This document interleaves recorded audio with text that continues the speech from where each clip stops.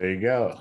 Set the face right. All right, we're back for the, I don't know what number chapter is this is, but it is called The Great Witch Hunt in Europe. A lot of themes we've already kind of been through, but we're going to be in the 16th and 17th century. I guess how I would set this up is that kind of we're moving away from the figure of the peasant subjectivity, because she wants to say that basically that, I mean, the core argument here is that the witch hunt is a phenomenon that is well, I guess I need to correct what I just said. It is a phenomenon that is related to the peasant, specifically the peasant woman in the transitional period. And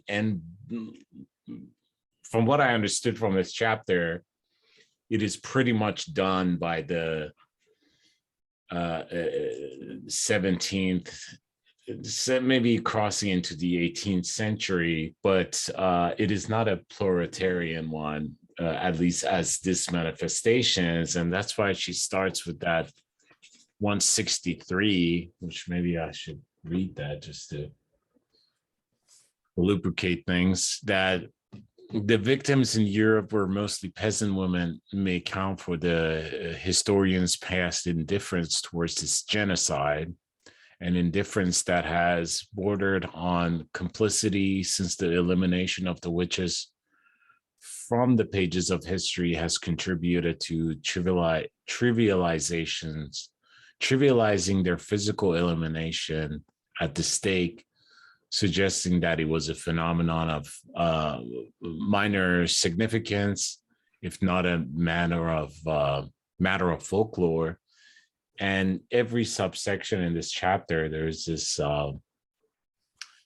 always this reminders that whatever sphere she's discussing, that there is great hundreds of thousands of kind of systematic kind of elimination of women based on these charges of witchcraft, and kind of juxtaposing that with the absence of discussion of this phenomenon, because she wants to kind of really elevate it as a historical trend.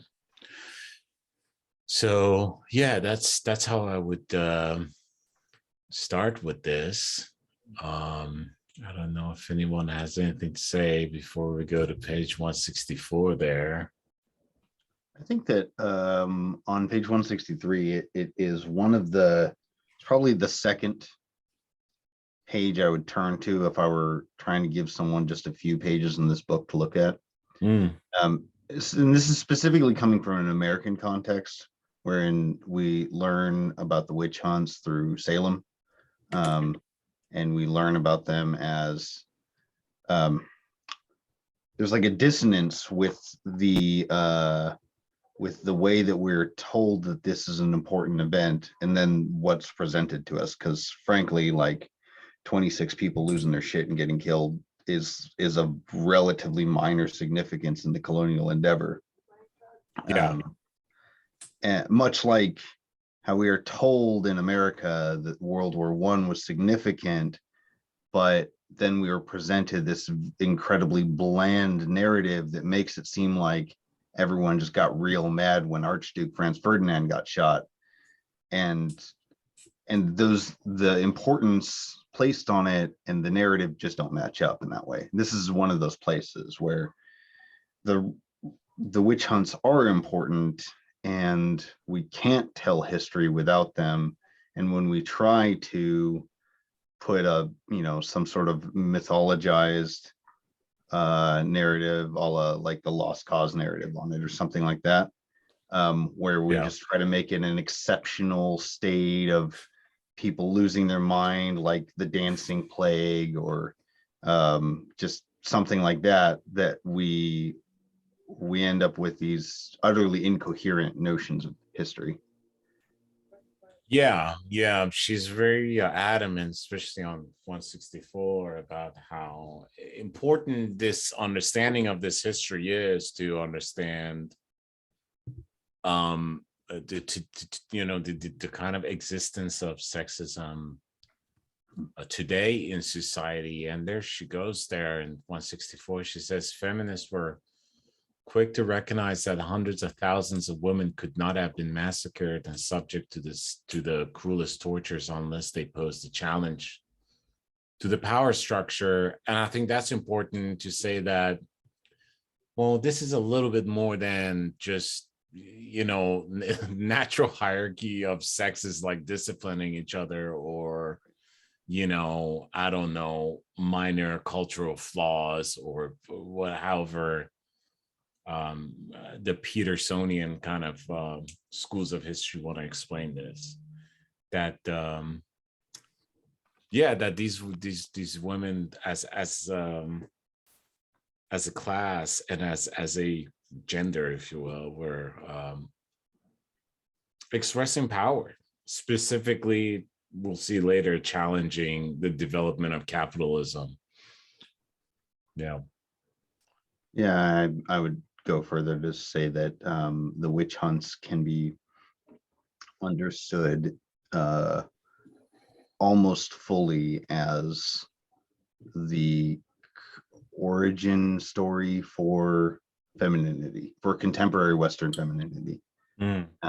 They are everything that we have an association of women are this, all sentences that start like that have their roots, or at least a major historical moment in this 2 to 6 century long period, depending on how you're marking out time. Yeah, and kind of specifically kind of important today. Mm-hmm. Yeah, and I'll just I agree with what you both said, but to add how this is all connected to these other processes going on of converting peasants into workers. So, and this is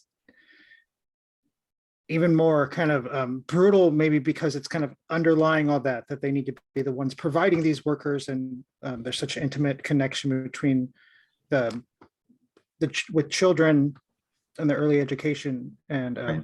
the caregivers.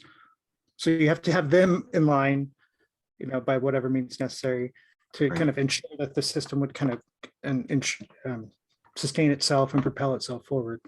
Right. Yeah, I think I'd be very generally hesitant of describing it in the way I'm going to, but I'm going to caveat that and then get back to it. Women are, like, the category of women is created to be able to create the category of wage worker, and it's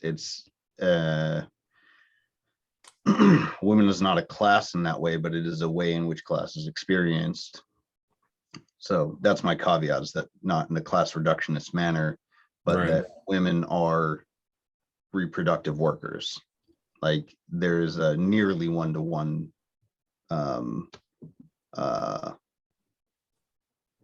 relationship going on there. And it's established through this process. Yeah, and on the topic of labor, she has here, a critique of kind of Marxist historians. She says that by contrast, even when studying the transition to capitalism, again, very important concept in this book, with very few exceptions, have consigned the witch hunt to oblivion as if it were irrelevant to the history of class struggle. Mm-hmm. Yet the dimensions of the massacre should have raised some suspicion. I already emphasized that point. But yeah, there is this, and I guess what she's getting at, and this is, of course, kind of when Marx is kind of starting to write that kind of history in Capital, he's just been kicked out of Germany and then gone north and then take a left. Anyways, I mean, he finds himself in England, and he's, you know, at the kind of the Library of London or whatever, sitting down and writing these. And of course, he's drawn on the works of Engels and what he's seeing. And in that sense, the kind of industrial urban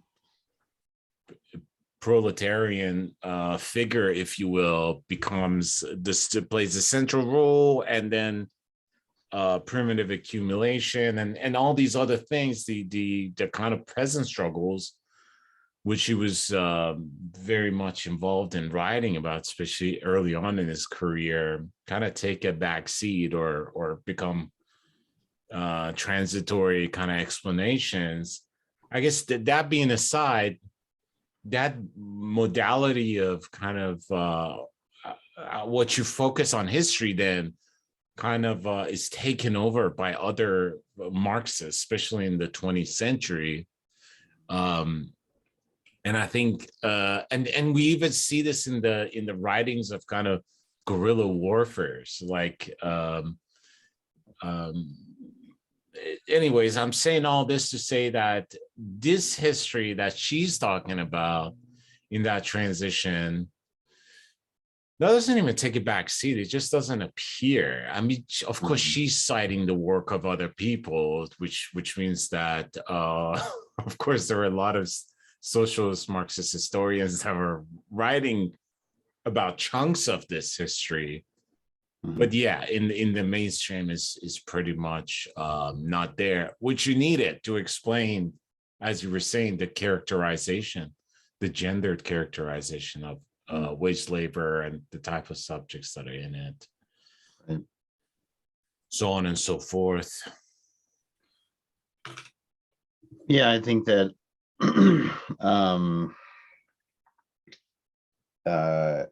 this is not something I would say of Marx, but something I would say of Marxists since Marx, not necessarily like a living person, but like intellectuals of the Marxist traditions, is that they have a tendency to see capitalism as a progressive arc and some sort of meaningfully necessary step to get towards a more Marxist future. And I think one of Federici's primary critiques here is, like it says on literally page 1, capitalism was the counter-revolution. Capitalism doesn't represent any progress, represents entirely regression. Yeah, no, I actually Marx would be against that because I mean, yeah, of course there's other Marxists that would follow that, but I think Marx was very adamant that this was, regardless of what it is and where it's going, I mean, it is the bourgeois revolution is a bourgeois revolution against the aristocrats. But secondly, I mean, there is this idea of that the mode of production on the capitalism is what creates necessarily the ground for whatever is to come next, if you want to call that communism or whatever, because of its great productivity and its ability to amass such amount of wealth, which was both ugly and sublime. But you're right, Federici does not see that. I'm yeah, actually, that's a good question. She even sees it as a revolution, because she's taking this long view towards, you know, starting from the 13th century and yeah, I don't know. I mean, I don't know. I have no concept of what Federici would have advocated as an alternative, but I do have a strong intuition and suspicion that she is saying that everything that capitalism has done could have been done without the terror and the dispossession, or that it's not worth it. Sure. I mean, yeah, that's definitely agree, full agreement as the minimum starting place is like, yes, it's not worth it, even if nothing else could do capitalism's job. It's not worth Yeah, it. because there is this, near the end of this chapter, and maybe we'll get there. There's this constant discussion about, I mean, I've said this genocide, as she puts it. I mean, she changes the language later, but that whatever women were doing, or women's subjectivity, or however we want to go at that, what needed to be destroyed. Because there was this, the clear backlash against it, and even outside power. And we read this last time, like these women that are not outside of their power, and they're wandering in the cities and countryside. Even they're condemned, which means that there is this. Yeah, it's like you can't transition to capitalism without the total domestication of women. I mean, I guess that's the quickest way I would put it. That's very different than Marx, because yeah, I think not without the total domestication of women, and not without an asymmetrical distribution of primitive accumulation. Yeah, and that doesn't necessarily have to be through colonization, but colonization is very effective at taking, the world's worth of primitive accumulation and bringing it to a few countries. Yeah, right. And I mean, I'm thinking about Lenin specifically talking on that. I mean, Marx did too, on the subject of India specifically, but And free sources of labor too. This is what the whole book is about. They're creating a kind of machine that gives them workers. Right. Yeah. And the ways in which it fits into Foucauldian biopolitics is that the free labor has to be invisible. Right. Yeah. It's i.e. not being labored at all. And Right. she has some strong words against latter works of Foucault, actually, later on, History of Sexuality, which we'll get to. Yeah, but yeah. I wish I would have read that in grad school, because to go back to Irigaray again, she, in her essay about women as commodities, which I think is very reflected in this book, she does, her argument is kind of that once this veil is uncovered and this invisible labor is become visible, like this will kind of be this radical revolutionary act. Something will happen because of that. Yeah, it remains to be seen. Seems like it. I think people are becoming more kind of conscious of this idea of domestic labor. Yeah, I mean, yeah, I'm trying not to be too positive about it, but there is definitely some sort of labor movement with focus on those issues. But I mean, like last night's election with the prosecutors, I mean, especially in France, San Francisco, is very demoralizing. Sure. But yeah, we'll see.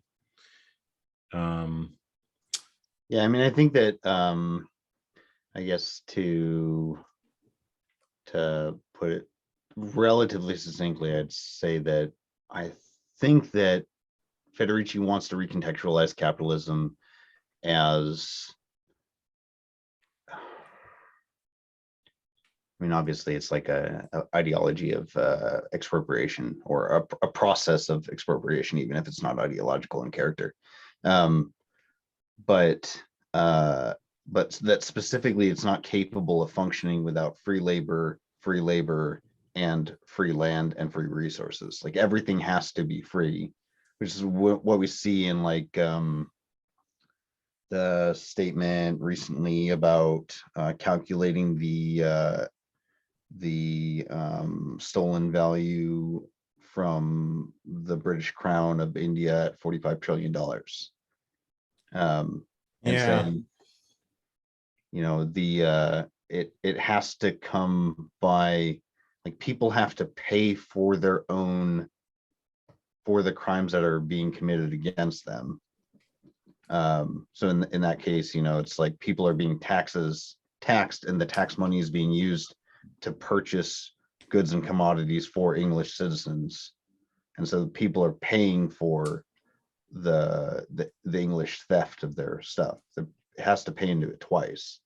And so, yeah, in that way, like capitalism is incredibly capable of liberating a horde, a horde of wealth, a horde of resources, a horde of labor, whatever it is. But I mean, it's just like, I guess maybe succinctly, it's like a cheating ideology.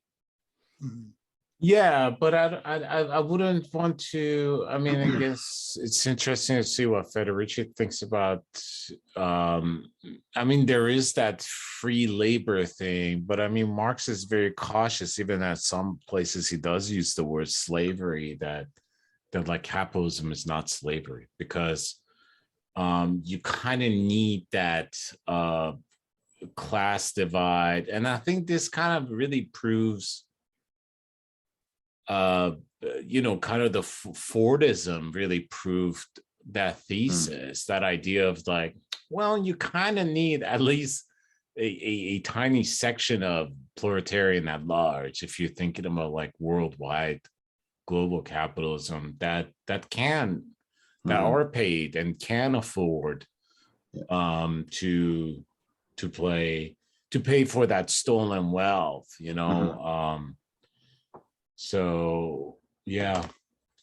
No, I mean, it is important that it's not slavery. It is important to say for a number of reasons. Number one, I'd say, is ethically, to make a distinction that it's not slavery. First off, slavery still exists under capitalism. 100%, sure. Right. Yeah. And then additionally, like it fails to recognize the property can't own property side of things, right? And it fails to recognize the ways in which it's like the framework that the Panthers put on Fanon's work of calling themselves an internally colonized people, right? Is that capitalism internally colonizes through the market, like internally colonizes a middle class or something, some form of vaguely financially mobile population. Right. A labor aristocracy is probably the most precise way to put it. Yeah, no, I like that. I mean, especially the current feudalism and that part of it really, that part of capitalism really lasted for like like 3 or 4 generations. I mean, it's over. That part of having a relatively mobile, like middle class, right? I mean, so let's go into 165 here. So this is Witch Burning Times and the State Initiative. So this is where she introduces kind of the work of state here. And she goes here to say, do I have anything? There's this emphasis on class warfare here, where she says later we'll see that fears of the witch hunt dispelled for the European ruling class, that was its effects for the position of women in Europe. Here, I want to stress that contrary to the view propagated by the Enlightenment, the witch hunt was not the last spark of a dying feudal world. It is well established that the superstitious Middle Ages did not persecute any witches, right? The very concept of witchcraft did not take shape until the Middle Ages, and never in the Dark Ages, where there were mass trials and executions, despite the fact that magic permeated daily life. And since the late Roman Empire, it had been feared by the ruling class as a tool of insubordination among the slaves. Yeah, so I mean, this part is important because it's I guess she's kind of fine-tuning what kind of witchcraft, what kind of manifestations of magic we're talking about, because then maybe we'll get to this later down the road. I forgot what it was, where she's like, look, the type of witchcraft that is being prosecuted is the one where supposedly there's like a cause of action against based on harm against property and other individuals or the state or whatever is developing in place of a state. It's not just a crime of practicing witchcraft, right? Correct. Magic, sorry. Yeah, and she's kind of talking about some of these myths that Mark was saying earlier, that when we learn about this in school, we learn that it's kind of, oh, people were just really superstitious and gone mad with eating rotten wheat or whatever. But she's saying, no, that this was a capitalist kind of institution doing this. It's very scientific in the sense that probably most of the judges and executioners, I don't know whether they believed in magic or not. Likely they were very Christian. Yeah, she talks about in the Enlightenment, there's a lot of ridicule about it, but then at the same time, there is this practice of persecution of it. And a lot of the Enlightenment thinkers refuse to kind of reject it out of hand. Right. And also she's kind of getting to what she'll say later about after the witch hunt, the kind of immediate response, immediate rejection of it, and some immediate kind of downplaying it and historically. Right, like that was a silly kind of burp. Yeah, I mean, she says here again, the mechanism of persecution confirms that the witch hunt was not a spontaneous process of movement from below to which the ruling and administrative classes were obliged to respond, this is very interesting. I mean, this framing is the same framing they used for Jesus, right? Like, look, the Jews brought us this guy, and the civilized, beautiful Romans had to just respond to the ignorant, downtrodden. But yeah, that this is being thought about in legal codes and in the church, right? I mean, in 16th century church is all powerful, right? I mean, when you study international law, you start with reading Catholic church documents because they're dictating to other empires how the fuck we're going to do things, right? And you wouldn't dictate to the Kingdom of Spain how to do things if you didn't have a giant swinging dick to do so. Yeah, and later in that paragraph, she writes, a witch hunt required much official organization and administration. Right. And how there's this kind of whole process, and leading up to it, there's indoctrination and kind of teaching people how to recognize witches. So it's this system of education. Knowledge, system of knowledge meant to replace another, not just this kind of hysteria that took over. Yeah, which makes us civilized, right? Civilized in a sense that is part of a civilization. When you're being taught, there is a central system devising that system. Yeah.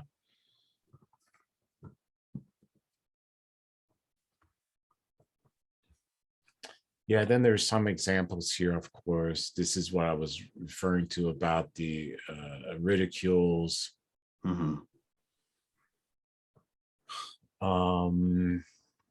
But yeah, on page 166, and a couple places in this chapter in particular, I don't know if this is purposeful or just maybe uncharacteristically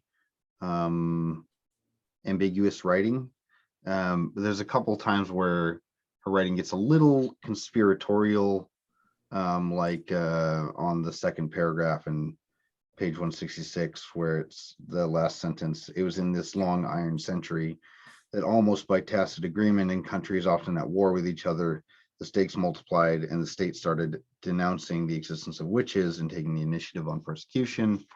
We also have earlier on page 164, where she's at the top, where she's talking about the last sentence again of the first paragraph, could be described in medical terms as a panic, a craze, an epidemic, all characteristics that exculpate the witch hunters and depoliticize the crimes. There's like an unproductive fixation on intent in these lines, and Yeah. it's just not, it's not important. It also, like, if we take it seriously, like the line about almost by tacit agreement, it would be an incredibly foolish way to conceive of culture, as though it was like something created by national borders or by language sets or something like that. And culture doesn't stop at the borders. Trade doesn't stop at the borders. Right. You don't have to like have a formal agreement with people because everyone's operating under the same coda. So right. Yeah, and this like coordinated sense of it in the 16th century, it would just be bizarre. I mean, right.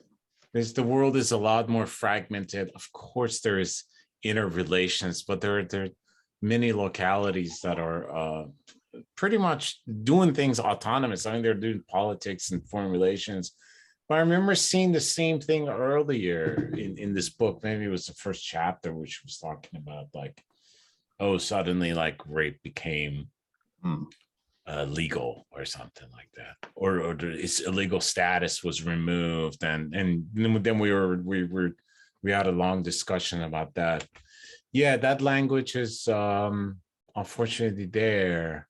Yeah, and the whole book is explaining why it seems like there was a tacit agreement. Yeah. And she uses the lack of scholarship and light on the very subject as another proof that there is a conspiracy of sort. Of course, she doesn't use those words, but right. Or and there probably is some parts neglect that are definitely sort of coordinated, and those would be the things that come as papal bulls, right? Like that would be a form of international coordination. Some of the minimal like Renaissance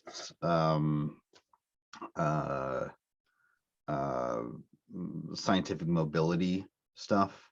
Yeah. But for the most part, like the point of it is actually is much more important to recognize that this is not an intentional structure, and that many of the people who even maybe were like in Spanish inquisitors themselves may have genuinely believed this stuff.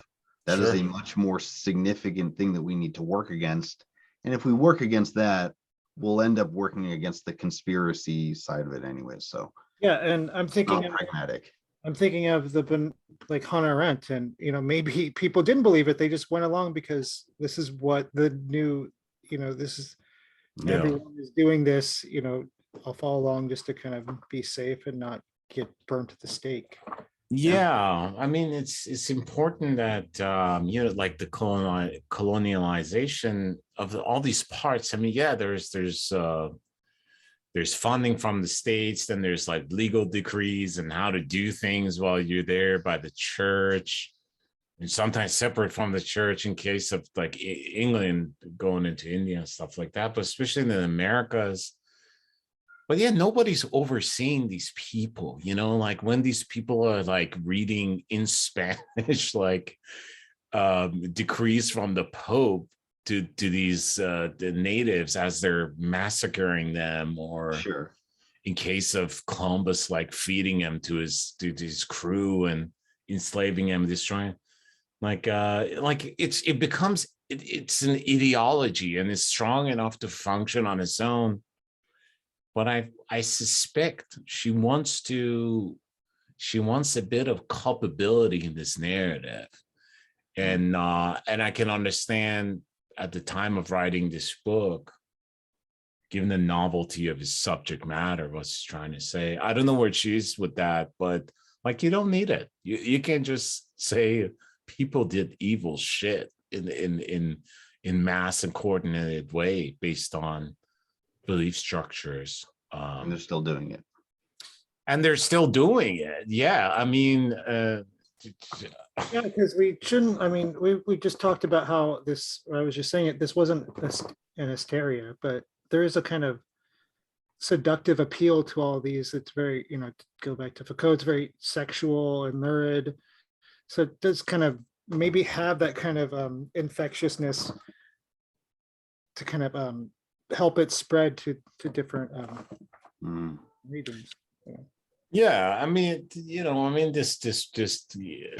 the reversal of like what we see now, it's with especially the overturning of Roe. Like, I don't care if there's a coordinated cabal in the Supreme Court that deliberately, like, the Catholic ones get together, which is almost all of them, and discuss this stuff in a malicious manner, or that the type of training and culture that they grew up with, and the colonialism and sexism that is written into the syntax of law, all these things together act like that. Like, that's enough for me, like to be grievous and have a perpetrator in front of me.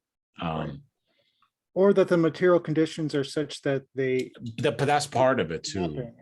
Yeah, I mean, either way, it's bad, Yeah, I mean, I think in the case of like Supreme Court in Roe, it doesn't matter if RJ Rashiduni is personally delivering the orders. Everyone is following the ideology that is set in motion by him. So functionally, it's much more powerful by virtue of the fact that there isn't a discrete conspiracy there. Someone set in motion a system of, like in this country, we live in a system of racism without racists. There are still racists in it, but they don't actually operationalize the system. The system operationalizes them. You don't need it. Like, the modus operandi is going to be sex. I mean, you can get the most beautiful liberals and tell them to, eradicate crime from Southeast Washington, D.C. Mm-hmm. The result will be racist because you'll prosecute, for blah, blah, blah, blah. Structural. And that's the other thing. Like, as a Marxist, she already has the tools. Right. But I don't know. I guess that would be a question for her. For charitable reading, I think it's most helpful to say it's just like ambiguous writing, because it's not necessarily the case when she says almost by tacit agreement that she's literally implying tacit agreement. Sure.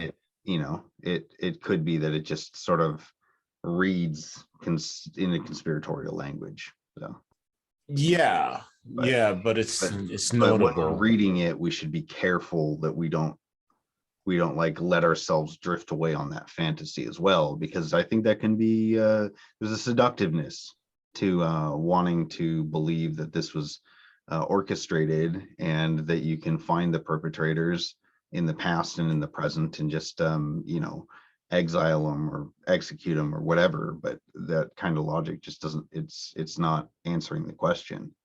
And it doesn't help you to address it. Right. I mean,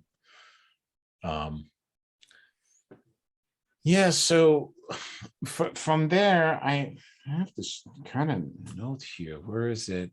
I wrote this thing. Well, let me read this and see if my notes actually correspond. I have here: artists were recruited to the task, among them in German Hans Baldung, to whom we owe the most damning portrait of witches, but it was the jurist, the magistrate, and the demonologists. This is really interesting. Even like Hobbes's Leviathan has a chapter on demonology, which nobody reads. Often embodied by the same person who most contributed to the persecution. They were the ones who systematized the arguments, answered the critics, and perfected a legal machine that by the end of the 16th century gave a standardized, almost bureaucratic format to the trials, accounting for the similarities of the confessions across national boundaries. In their work, the men of the law could count on the cooperation of the most reputed intellectuals of the time, including philosophers and scientists, who are still praised as the fathers of modern rationalism. Yeah, so I Yeah, I guess think her kind of ambiguity about science versus magic is another credit to the, or another maybe confounding point in whether she thinks it was a revolution or counter-revolution. It's not like she's saying, well, we learned a lot, thanks to science. yeah, I mean, her when we kind of approach that, I mean, it's she's doing Natalie Merchant and Mary Dolly and these people, like very radicals.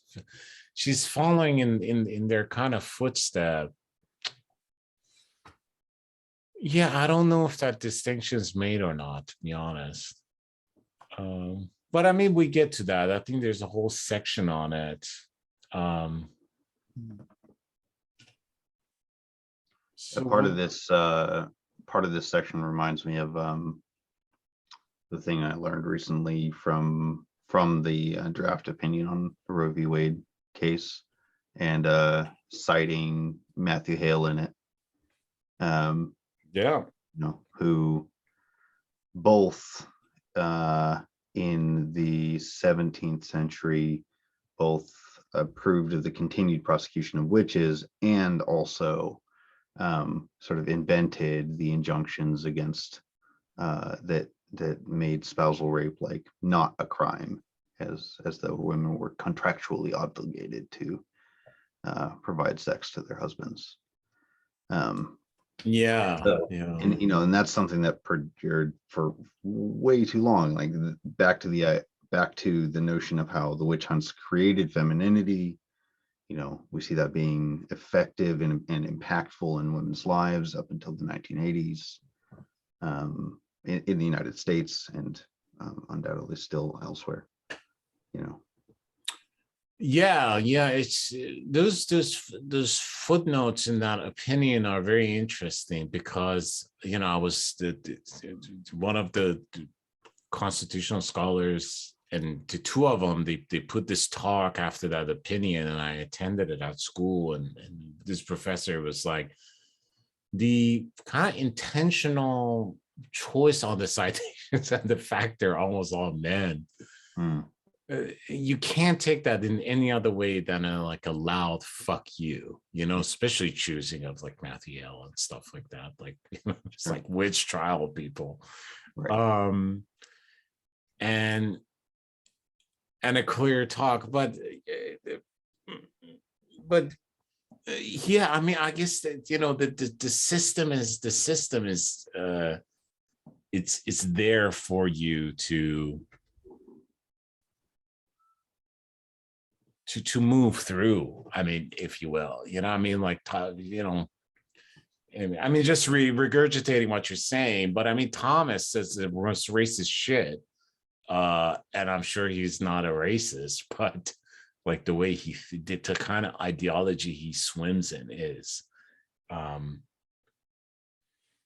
yeah, I guess, historically, I kind of had this note, like we're talking about the Middle Ages here, like from, which is like from 500 AD to 1500 AD. And we're talking about like the collapse of Roman civilization that happens like in 500 AD.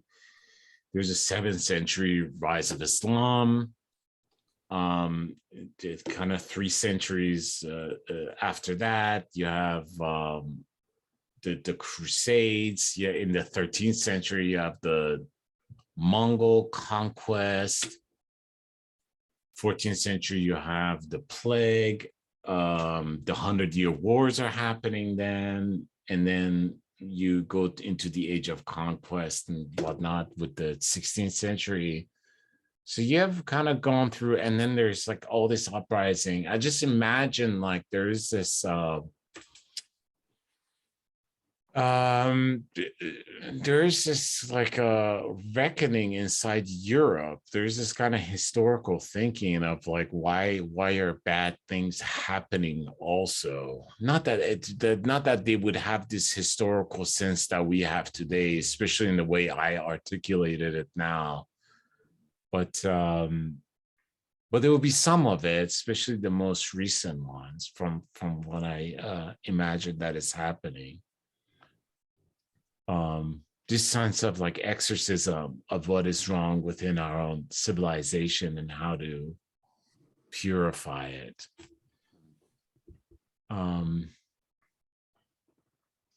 But yeah, anyway, so we are here. I don't know if anybody had anything else to say on these pages or any of these topics here.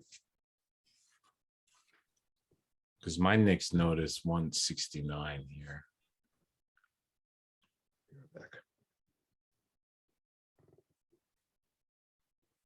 Yeah, so let me read this. The Protestant Reformation, which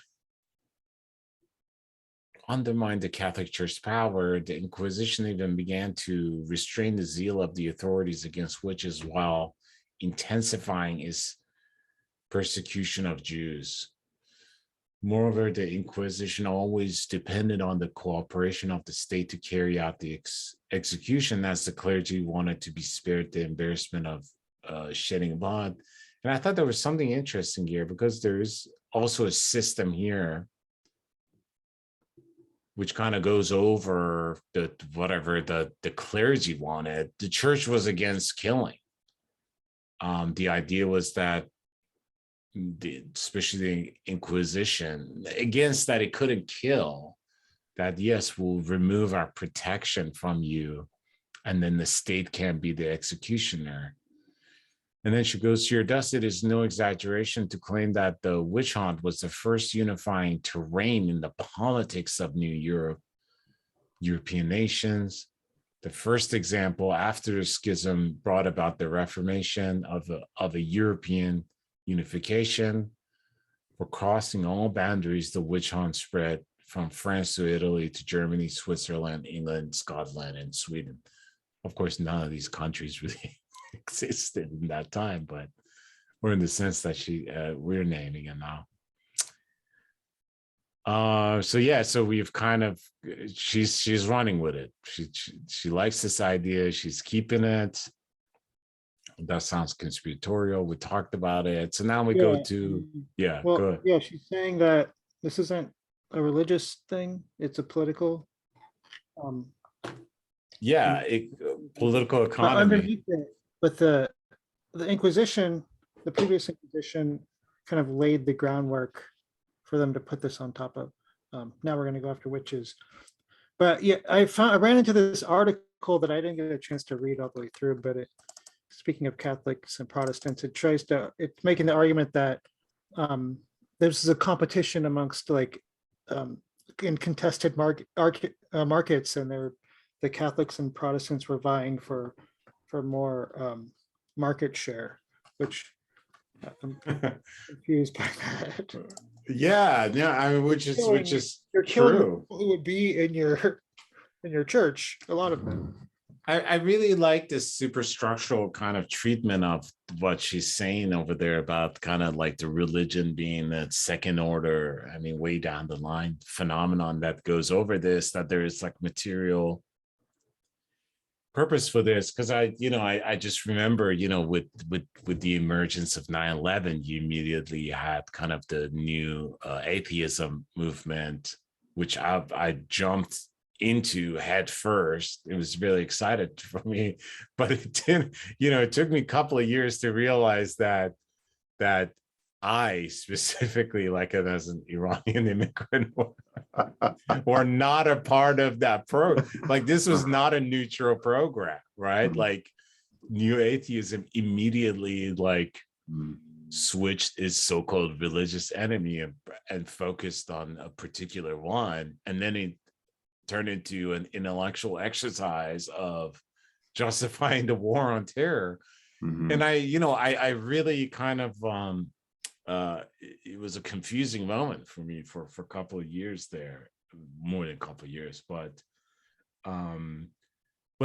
again, it's, that was kind of the same thing, that whatever religious or anti-religious ideologies is second order to existing political and economical causes, needs, interests, however you want to put it.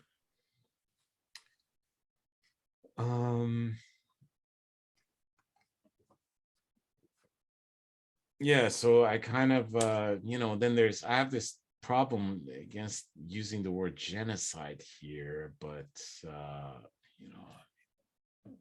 don't know if that conversation is fruitful, but I mean, again, genocide is kind of the way we use it is a very modern phenomenon. It's Even looking at, I was just listening to, I can't remember, I'm not going to be an expert on this. Joe Rogan. Listening to, no. Did Jamie look it up on Google? Yeah, but he was on DNC at the time. So Jamie, look up genocide. Read the first article. No, it's Behind the Bastards. They're talking about ancient genocide, but even the person who originally coined the term, like, it was very broad, and it's been kind of narrowed since then. It can be a language group, even a policy of mass displacement could be considered it. So yeah, then there's cultural, gender, or even a kind of ideological group in a way, and it gets very tricky because then it's like, okay, there's the seizing the means and getting rid of all the capitalists. Is that a genocide? Right. Yeah. What's the Russian Revolution? Genocide? Because that's very close. Because genocide, I mean, it is talking about a kind. I mean, well, you can't go. Yeah. It's a mix of Roman, and Latin, and Greek. So it's already not good. It's not like right. This etymological kind of uncovering, unpacking. True, but I think the use of it. I mean, I guess in a national sense, yes, it does go to non-material categories, but I think the good use of it is for like what Russia is trying to do in Ukraine, or this identities that are kind of emergent after the states have solidified, like Armenia and places like this, or the Kurds. I just think genocide has a very specific structure or narrative to it that is connected to a state and identity and modernity. Genocide in the sense of witchcraft, I don't think it's appropriate. But I'm inclined to think that leaning too hard into the hermeneutics of genocide instead of the poetics of genocide sort of leads astray as far as what we want it to do. But I mean, I acknowledge that it has a like historical genesis that's related to modernity, but that seems like it's more of like happenstance, or I think the continuous expulsion of the Jews throughout Europe should qualify meaningfully for what we want genocide to be about. Yeah, I mean, you could like to think about the pogroms and stuff like that, but like I was listening to the Zionist guy, he was talking about the Muhammad's warfare against the Mecca's Jewish tribes was like a genocide. And I'm like, I mean, because I think like once the poetics of it just relies on identity, then it becomes it just loses. Okay, I think it's really about like the differentiation between some sort genocide is like situated within a narrative of conquest, and what makes genocide different is that you seek to conquer and eliminate the thing you conquer. Right? Even you may start with them already internal to your country, like it's reminding me of the group from the 70s, We Charge Genocide against the US government, saying that like the war on drugs is, I believe, that's their framework on it, is a genocide. And it's, if the goal, so okay, I'm actually going to refer this to Federichi lower down on page 169.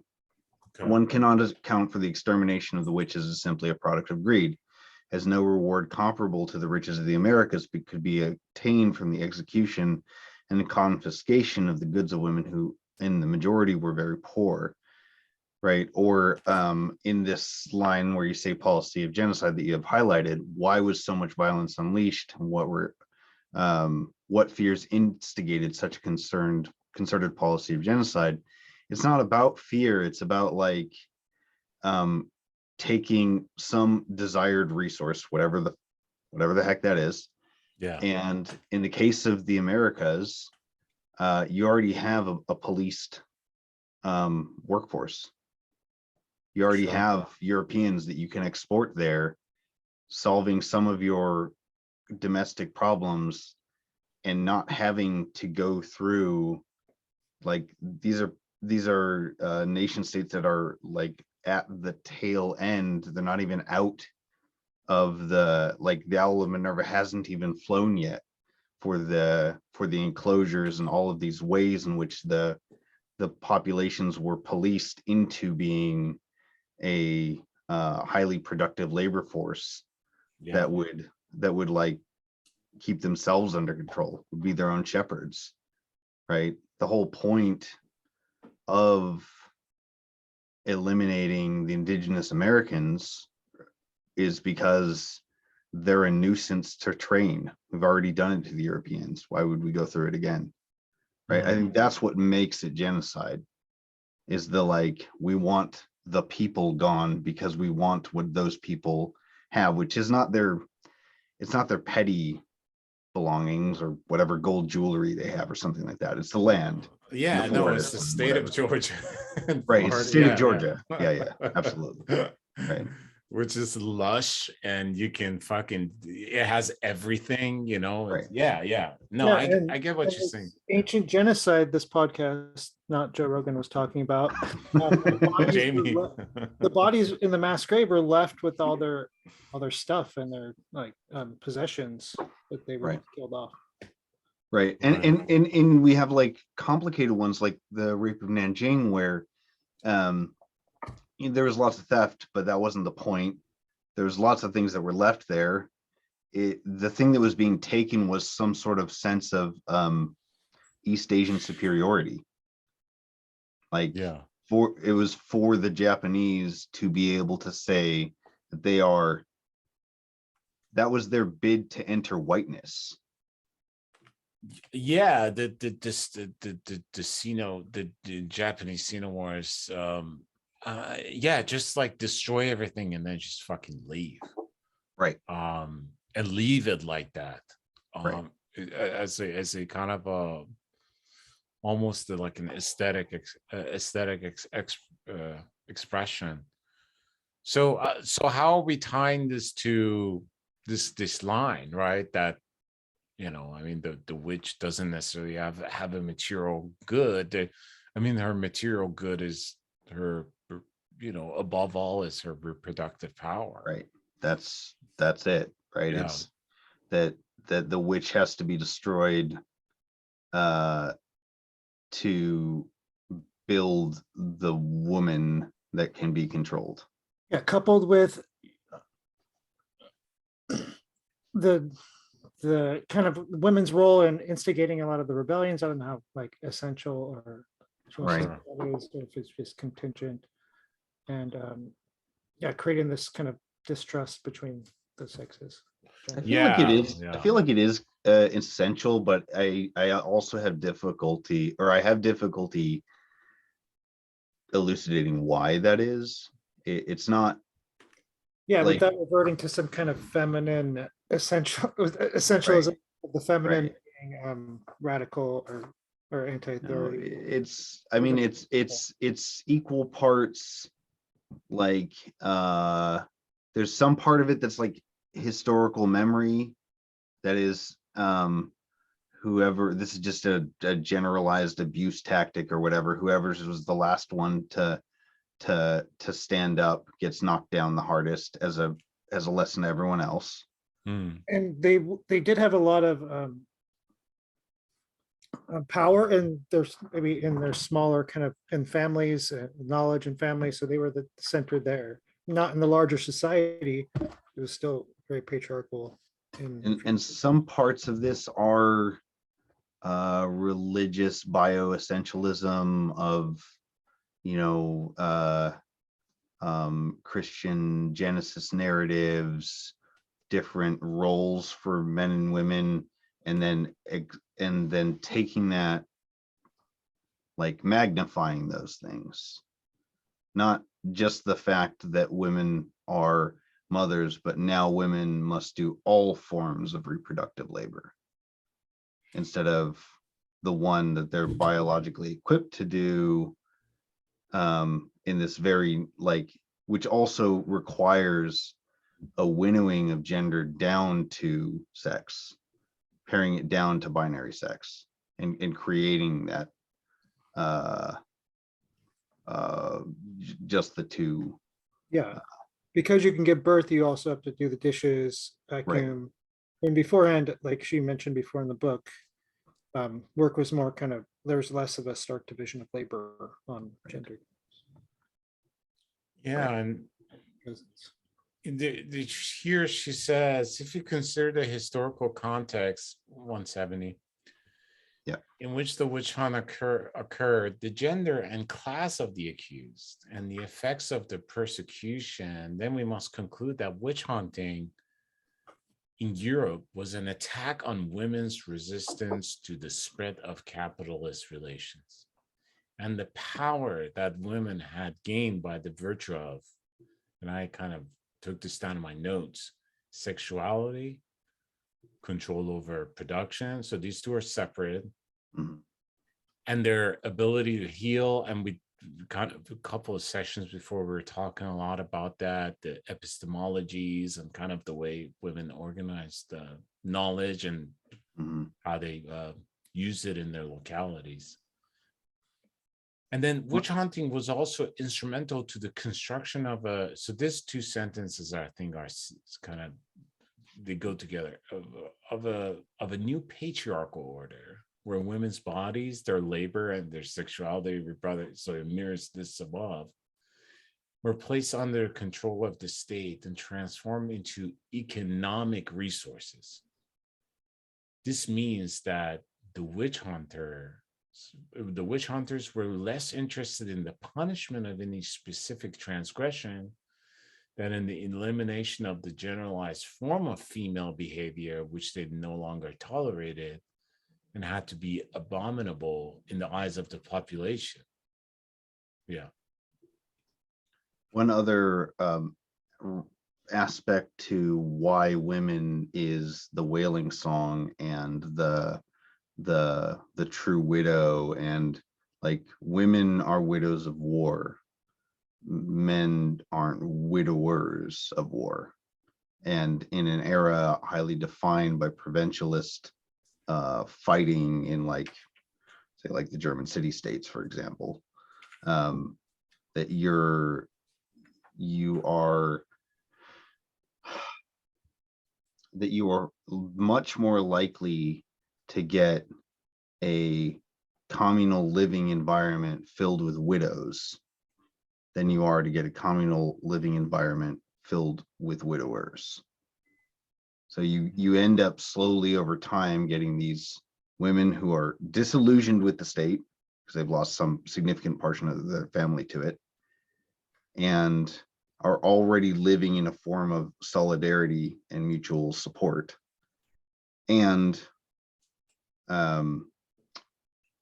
raising whatever children may have survived communally supporting each other, communally, right? Like in the prior chapter, I think it was that one, or maybe the one before, talked about a number like the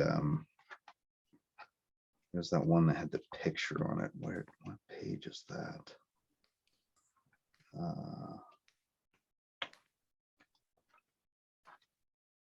Is it after this or before? I think it's before. Can't say for sure. Anyhow, just that I think there are material reasons why it's far more likely to be women leading these peasant revolts and resistances and heretical movements. Yeah, on that, the other day I was thinking of, I think it was an art, I think it was relayed to me by Jared Diamond, so I mean, take that with what you will, but I don't think it was his argument that older women, especially women, since they live longer, I don't know if this applies back in prehistoric times, but they became like this source of knowledge for the group and could pass on wisdom, like don't drink from that watering hole, it'll kill you, to the younger generation. So, and he also argues that humans survive longer than other species. And this is some kind of evolutionary thing to continue knowledge transmission. But another thing I want to point out is footnote 12, where she talks about the kind of nature of the transgression of witch hunts, that in the 15th century trials, witchcraft was very collective. So it'd be like mass gatherings of witches and things like that, and sacrifices. But in the 17th century, it becomes this individual crime, where like the witches kind of going away and living alone and consorting with the devil and things like that. So even the kind of nature of the crime is changing as they're kind of individualizing these people. Yeah. Yeah, Actually, that's the thing I want to talk about next. So yeah, what go ahead, you Tom. said, yeah, I'm just gonna make a comment about what your first comment in Natalie Angier's Women and Intimate Geography. There is that argument where she's, I think, drawing it from an anthropologist, where she's talking about the kind of the role of older women also as the actual child bearers, because the young folks are out doing productive gathering shit and some things. And the kind of interesting thing about that is like that type of kind of family structure, especially in America, is very much in use, especially in Alaska. And that was one of the reasons the United States used to, until very recently, to break up these families. This idea that, oh, the native parents are negligent because these kids are always with the older people in the community. Yeah, but like these women, even some of them would start lactating. It's stuff like that. I mean, they would become true mothers and the educators, and also discipline. At least the kind of bearing straight people that I'm familiar with, that the parents are very hands off. It's the grandparents that do those stuff. Anyways, just wanted to kind of flesh that out. But I gotta say, it makes sense. I've known a lot of 20-year-olds and no longer being one, and 30-year-olds being, in my mid-30s now, and 20-year-olds shouldn't be parents. They suck. Yeah. I just heard 20-year-old shouldn't be. 20-year-olds shouldn't be parents. Page 207 was the picture, but it is set. It looks like, maybe that's the. Is it the lady with the lizards? No, it's the lady holding a torch or a halberd or something. I don't know. There you go. Yeah. That's the picture I was thinking of. Oh yeah, because this chapter ends with the Paris Commune and the language of witchcraft accusations. We did Okay, we did that. Then there's the commodity fetishism. She says, at first insight into the meaning of the European witch hunt can be found in the thesis proposed by blah, blah, blah, where the author maintains the devil beliefs arise in those historical periods when one mode of production is being supplanted by another. In such a period, not only are the material conditions of life radically transformed, but so are the metaphysical underpinnings of the social order. For instance, the conception of how value is created, what generates life and growth, what is natural, what is antagonistic to the established customs and social relations. Yeah, then she goes, thus in the case of the Talsik, I don't know how to pronounce this, it was the poor who suspected the better off of devil worship. Just some kind of class discussions here. My next note is from 175, 173, I guess. I don't know why. One from 171, and it's about what James was just talking about with the Okay. So end of the second paragraph, we have the very vagueness of the charge, the fact that she's comparing the charge of witchcraft to the charge of terrorism in our times. The very vagueness of the charge, the fact that it was impossible to prove, while at the same time it evoked the maximum of horror, meant that it could be used to punish any form of protest and to generate suspicion even toward the most ordinary aspects of daily life. And this is just a part of a long legacy of terrorist, drug dealer, witch, whore, slave. They're all categories which society creates the conditions for and then condemns those occupying those positions. So Yeah. it's a social disorder that's been individualized.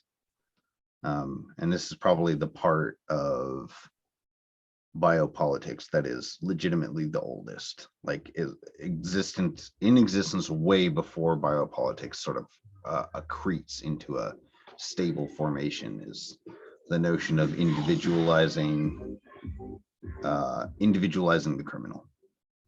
Yeah.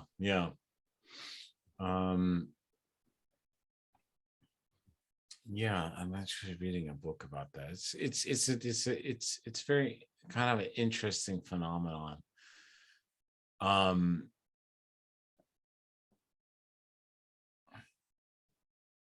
Or just having this idea of crime against the state. But yeah, not to get distracted. Yeah, I have here lined up. It is significant that in England, most of the witch trials occurred in Essex, where by the 16th century, the bulk of the land had been enclosed, while in those regions of the British Isles, where land privatization had neither occurred nor was the agenda, we have no record of witch hunting. The most outstanding examples in this context are Ireland and the Scottish Western Islands, where no trace can be found of the persecution, likely because of a collective land tenure system and kingship ties still pervade in both areas that precluded the communal divisions and the type of complicity with the state that made a witch hunt possible. Yeah, I mean, if you've seen Braveheart, this is basically what is happening in the background. But it is a resistance against this move. Yeah. Maybe in the parts of Germany that I'm from, as the northern marshes that sort of border on and eventually become the Netherlands were drained, that's when the witch hunts start. There is like when the land becomes desirable is when the desire to enclose it happens, and so there's like quite a lot later of a start there than there is in places that are very close to it, like the Ile-de-France region of like around Paris is 30 miles away, something like that. But this was a swamp, and no one no one gave a shit about it for a while. Yeah. So. Yeah, and she says here, just connecting that, you always have to remember that this is a time before the extreme explosion of population that we see today. Right. She says, thus while in the anglicized and privatized Scottish lowlands where the subsistence economy was vanishing under the impact of the Presbyterian Reformation, the witch hunt claimed at least 4,000 victims, the equivalent of 1% of the female population in the Highlands. And in Ireland, women were safe during the witch burning trial at times. That is fucking insane. Yeah. Then I have kind of lined up here. Yeah, these are all, as Mark says, are related to enclosures and privatization and development of private property jurisprudence. The fact that the majority of those accused were poor peasant women, cotters, wage laborers, while those who accused them were wealthy and prestigious members of the community, often their employer or landlord. That is, individuals who were part of the local power structures and often had close ties with the central state. I mean, exact relationship that we see today, like your fucking bosses and like not people in the state, right? Like most of the politics is devised between your boss and landlord, right? And then mitigated through the state, which is something again that Marx wrote extensively about. It's also one of the parts that's the most missing from our conception of the witch hunts in America as Salem witch trials, is that we view this as like, neighbors snitching on neighbors, and right. And the class relationship has been erased there, and yeah, like you were saying earlier, it's just like analyzed through hysteria and equal members of community. Well, right. Yeah, well, in essence, it's yeah, there on 171 there's some more of that. As for the diabolical crimes of the witches, they appear to us as nothing more than the class struggle played out at the village level. The evil eye, the curse of the beggar to whom an alms has been refused, the default on the payment of rent, the demand for public assistance. The many ways in which class struggle contributed to the making of an English witch are shown by the charges against Margaret Harket, an old widow of 65 hanged at Tyburn at 1585. She had picked a basket of peas in the neighbor's field without permission. Asked to return them, she flung them down in anger, since then no pears would grow in the field. Later, William Goodwin's servants denied her yeast, whereupon his brewing stand dried up. She was struck by a bailiff who had caught her taking wood from the master's ground. The bailiff went mad. A neighbor refused her a horse. All his horses died. Another paid her less for a pair of shoes than she had asked. Later, he died. A gentleman told a servant to refuse her buttermilk, after which they were unable to make butter or cheese, because apparently you just forget how to make butter or cheese. It wouldn't curdle. Yeah, actually, the kind of thumbnail that I use for these videos are, of course, from the movie 2015 movie The Witch, which is Robert Eggers, who just did the new Vikings movie. Fantastic movie, but there's a part in that movie where she meets Philip, who is the devil, and the devil asks this young lady, would you like the taste of to taste the butter? Would you like to live deliciously? Live deliciously is, of course, from the Bible. But I was very curious why he used that. Would you like to taste butter? So I was watching his interviews with him, and he was like, when I was researching these witch trials, like almost all of these like confessions, and this is exactly what this line is here, 171. Like they're like, little boy, little girl, little, woman, why did you do this, crime of witchery? And they would say, oh, the devil promised me butter. The devil promised me shoes. The devil, there was always some kind of really pity material promise. Which even at that time it was ridiculously low, because, and that, he says, that expression like gives you the picture of the class that these people were in that are being accused. It's, I mean, it's like me, like, what's really cool to me is I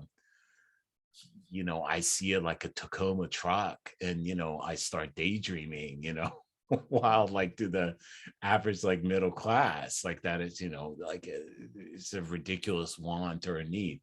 At the same time, the devil now, like if you're gonna make a deal with the devil, it has to be like, I want to be the richest man in the world or something. Like, his like prices of like inflation has hit the devil too. So but when the poor person says that, what they're thinking about is like, oh, not going to work at Walmart tomorrow and having a big ass TV. I mean, the imagination is very limited with satisfaction of immediate material needs. I don't know, but yeah, she captures it here very good, and then you have those lines again, of course. Shoes and butter cheese. Yeah, I think I've told the story in one of the prior episodes, but old relative, old ancestor, I guess, who was hung for witchcraft in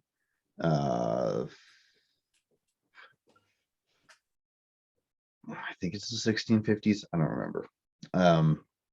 But she and her husband were butter makers, and the Duke, who I'm imagining was probably the Duke of Castellon, but whatever.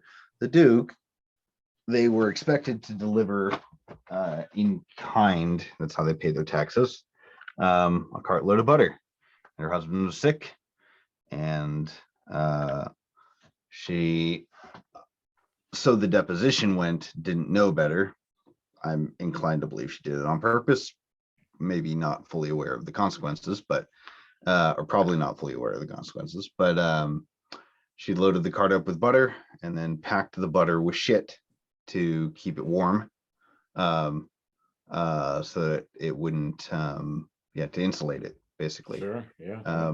And the Duke fell ill and died, and she was charged with witchcraft, killed for it. And in that story, I, like, those are the details that are recorded about it. In that story, I hear the class antagonism and resistance of someone who's like, the Duke can fucking wait for his goddamn butter. My husband's dying. I have more important things to do. You know what? He can eat my cow shit. here's your shit butter. Yeah, that makes me think of people in the service industries, spitting in someone's food if they're like delivering a pizza to this rich house or something. Yeah, absolutely. Yeah. So I think if we died every time we got suspected of that, which is, really what she's saying here, is that there was a, we talk about earlier in the book, the peasantry has so much power that the landlords are writing the work was hardly worth the breakfast or whatever.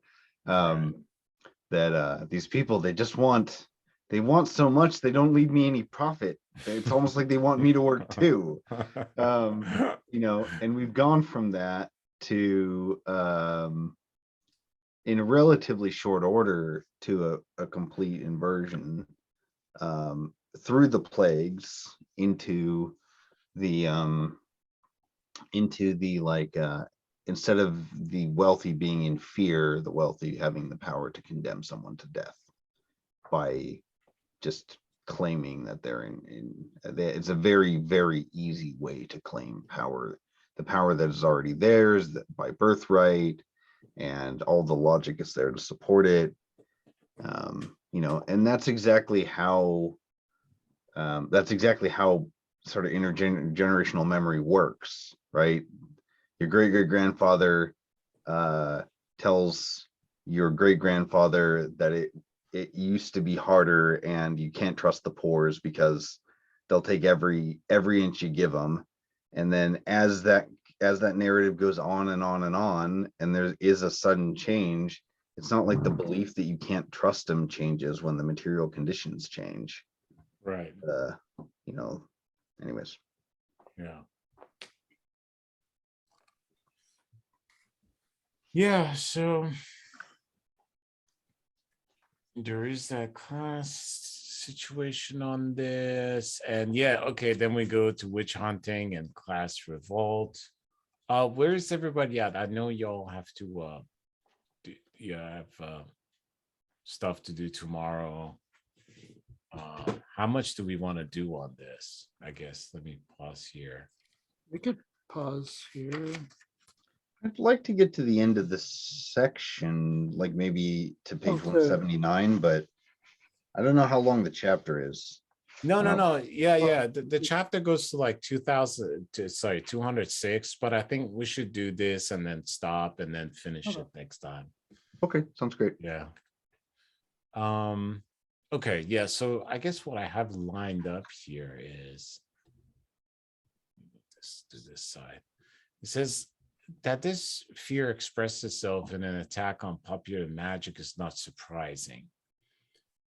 The battle against magic has always accompanied the development of capitalism. To this very day, magic is premised on the belief that the world is animated, unpredictable, and that there is a force in all things: water, trees, substance, words. So the very event is interpreted as the expression of an occult power that must be deciphered and bent to one's will. I had a question about that. Like when she says the battle against magic has always accompanied the development of capitalism to this very day, does she mean kind of ongoing primitive accumulation? I think she's talking about that way of seeing the world. Because before, I think it was the last chapter, she said, now that capitalism has won, it's fine if people want to do tarot and astrology and stuff. Yeah, but that's because capitalism winning means that the material became dead material. The material for production is dead. The wood is lumber now. It's not trees.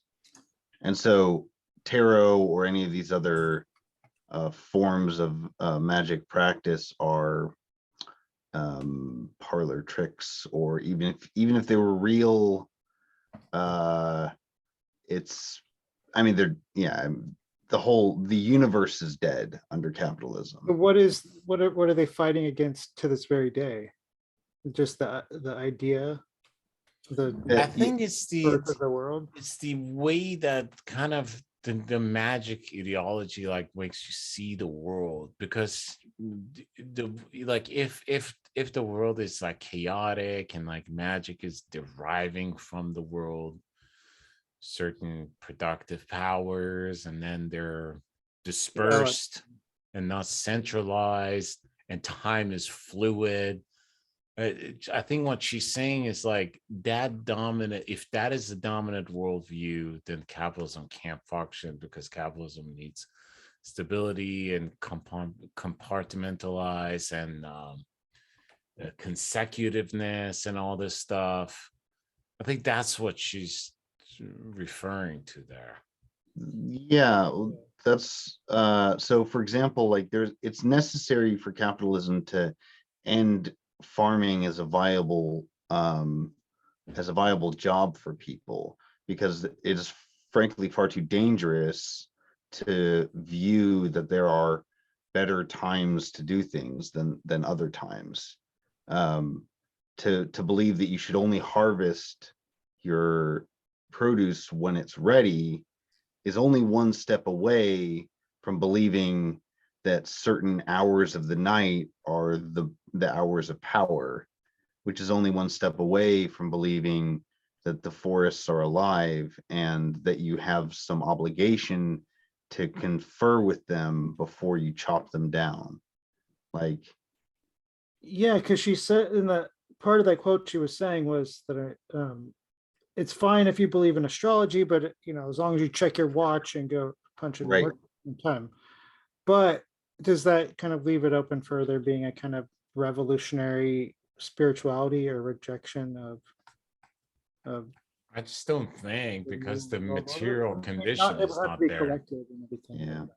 I mean, capitalism has already happened. I mean, the possibility of magic, I guess it needs a different organization. What is it? What is the battle against if it's not? Yeah, I don't know. I'm just still confused by it. I mean, the battle is a battle to keep the world deanimated. And so maybe theoretically, and I think there are a lot of red power movements that have this as a core component.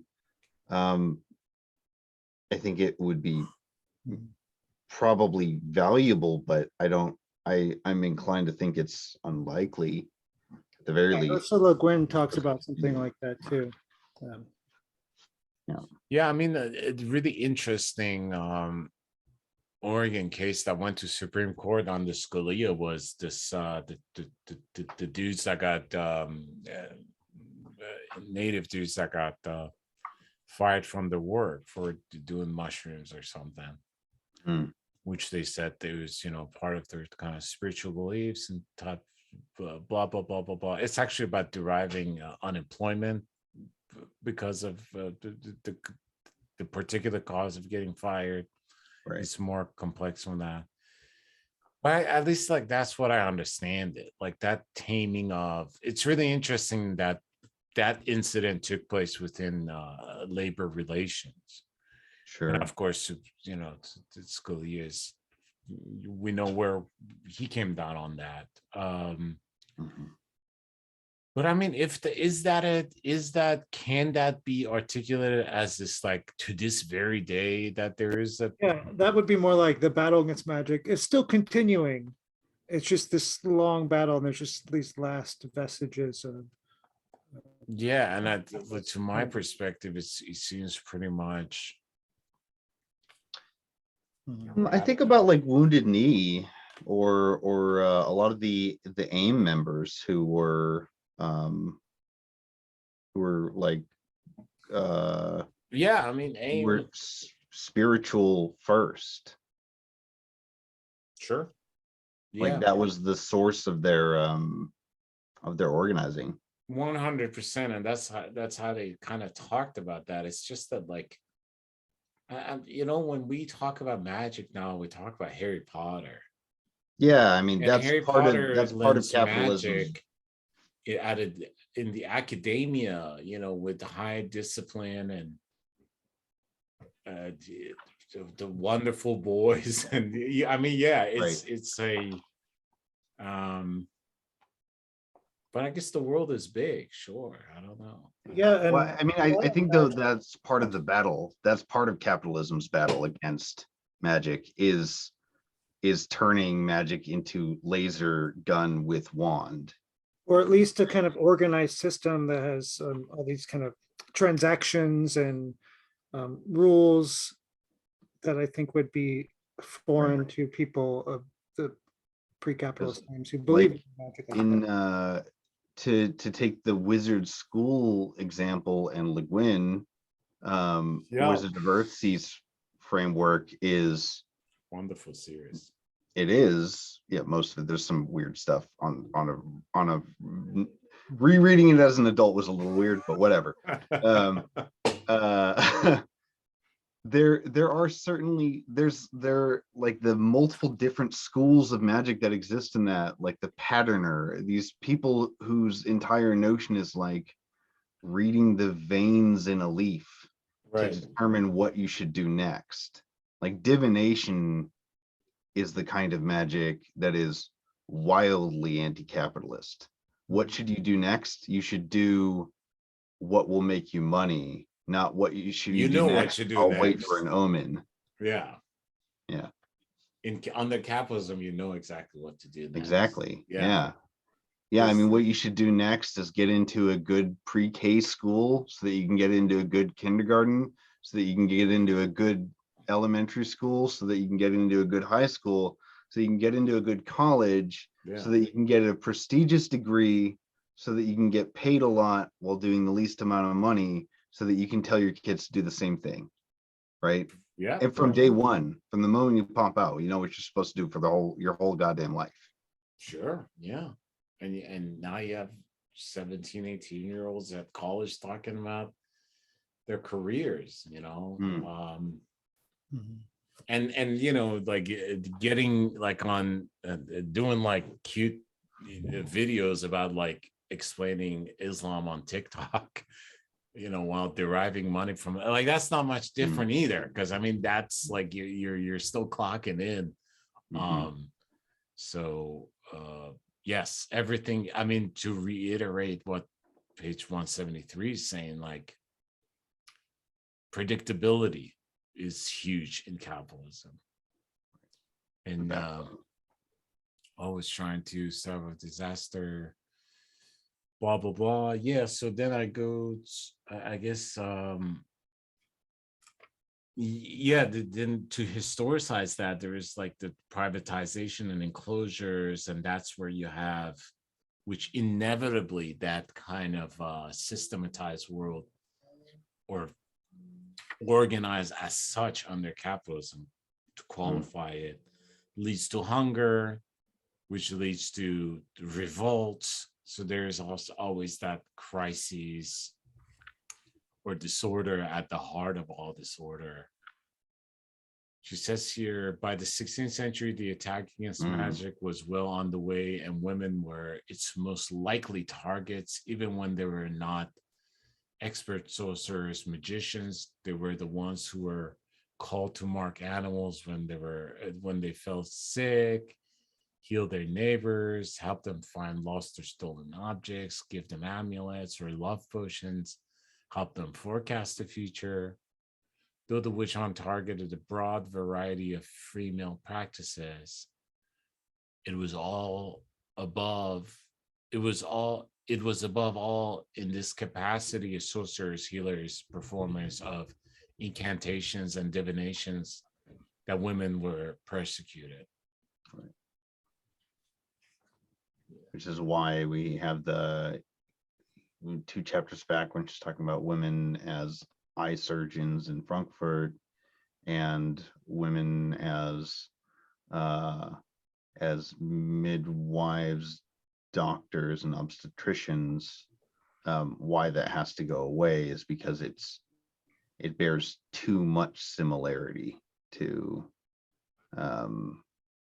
other forms of healing. Right. Yeah. Because the whole need of capitalism, one of the needs of capitalism is to have a very clear and concise division that everyone can understand, so that you don't have to have everyone being managed and directed all the time. Oh, of course. Yeah. I mean, division of labor. I mean, it's right there with Adam Smith. Right. Yeah, and she says that during these revolts, it was often women who initiated and led the actions, and these are kind of examples of this. She kind of wants to put women in the forefront of these revolts. Yeah, I feel like that highlight you just had answers the question from earlier as well, to some degree, where it's it talks about the women-led revolts, but then it talks about in the revolt at Cordoba in 1652 that was initiated by women. It was women, moreover, who, after the revolts were crushed, with many men imprisoned or slaughtered, remained to carry on the resistance, although in a more subterranean manner. This is what may have happened in southwestern Germany, where a witch hunt followed by 2 decades the end of the Peasant War. It's that lingering memory function of reproductive labor. Yeah.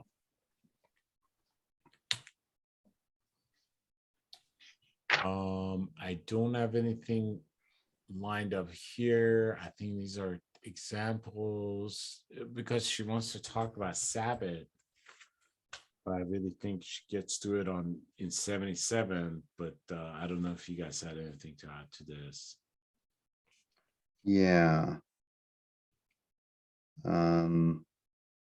Right. Oh, so that one I've already said. Quelling revolts and rebellions doesn't get to the women, so they act as a social memory. The ending sentence on the first paragraph. Yet we can well imagine that a ferocious work of repression which the German princes conducted, and the hundreds of thousands of peasants crucified, decapitated, burned alive, sedimented, unquenchable hatreds, secret plans of revenge, above all among older women who had seen and remembered and were likely to make their hostility known in numerous ways to the local elites. The persecution of witches grew on this terrain. It was class war carried out by other means. Just to say that quelling the revolts didn't get to the women, so you needed a selective form of quelling a revolt that got to women before preemptively. Like this is potentially, I think, or at least it appears to me that there's a fair claim to say that this is like one of the beginning threads of preemptive logics of like, I guess I would say this is why the witch hunts target women, why they exist at all. Yeah. Yeah.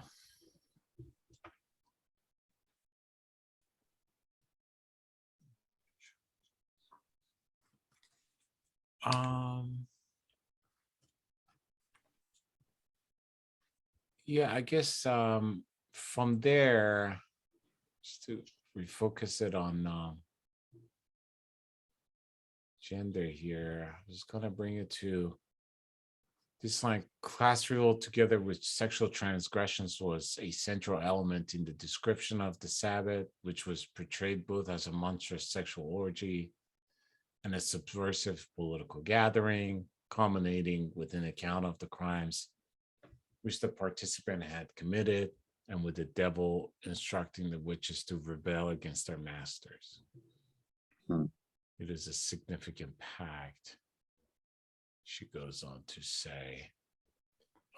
Yes, I guess I understand this kind of Sabbath in my notes I wrote is an inversion of capitalism and its demands upon time and space, i.e., where you need to be, when you need to be, and how. Yeah, she describes them more later, but they sound like fun. Yeah. And like I live out here, like the first Friday of every month, people have a street party, and I was walking out there last week, and I was like, oh, this is. And after reading about the Sabbath, I'm like, oh, I see a kind of similarity. What people want to do, they just want to hang out, drink and eat, and break down sexual roles. Like who doesn't want to do that? Yeah, I mean, it's I was earlier today, I was listening to like Ben Shapiro or like Matt Walsh or whatever, and I don't know, another video of whatever kids are watching a cross-dresser show or something, and they were just freaking out. I mean, it was, but the critique was so incoherent. I was, oh, I mean, on the surface, parents are crazy to take their kids to see these, these people dance in these costumes, S&M costume, as he called it, I think. And this is like perverted, but there was no like why it is that this thing is bad, which I was interested in hearing him articulate. But it is kind of a rebellion against reaction, if you will, of this kind of joyous and partially, I mean, here she's of course connecting it to material needs. There's a lot of kind of function happening here. it's definitely Yeah, that on that, unproductiveness is bothersome. I mean, people are like, that's been on the internet, but I saw a meme about how conservatives will take their kids or do like powder puff football, but then be outraged at um, a drag show. Yeah, beauty pageants, man. I mean, But yeah, but even the powder puff where like the the males, the boys dress up as cheerleaders and the girls yeah, dress up as football players. That's to reinforce gender norms, not this kind of playful transgressive thing that a drag show would be. yeah, And they don't, and it's always the popular kids, the football players doing it. If you were a nerdy kid who came in the next day wearing the wrong kind of clothes, it wouldn't go over well. right, right.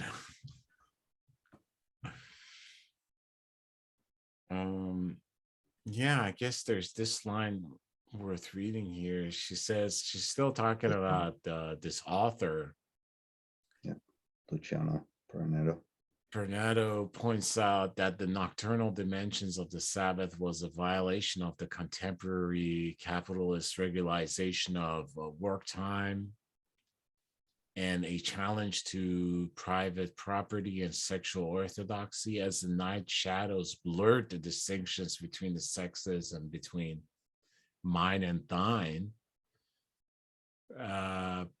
Pernesha, what is it? Perinito? Perinito. I'm trying to be too Italian with this. Also argues that the flight and the travel, an important element in the charges against the witches, should be interpreted as an attack on the mobility of immigrants and itinerant workers, a new phenomenon reflected in the fear of the vagabonds that much preoccupied the authorities in the period. Perinetto concludes that, viewed in its historical specificity, the nocturnal Sabbath appears at the demonization of the utopia embodied in the rebellion against the masters and the breakdown of sexual mores, and it also represents the use of space and time contrary to the new capitalist work discipline. So I guess we kind of articulated that, but the ninth part is really interested because there was this book, I think it was Verso. This was like 10 years ago. It was like, it was called 24/7, and it was all about how like nighttime doesn't exist anymore with the just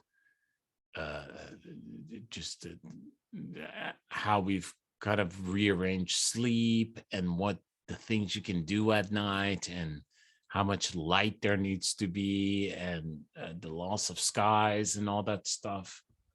Sure. I mean, there's a poetic way of reading this that, like at night, you really, the distinctions become blurred among other things and the type of activities that take place, right? I mean, right now, nighttime it's a kind of a bourgeois activity. I mean, it's increasingly more expensive to be a part of the nighttime. Mm. Yeah. Sure. And I know I was probably 25 before the first time in my life that I really saw stars.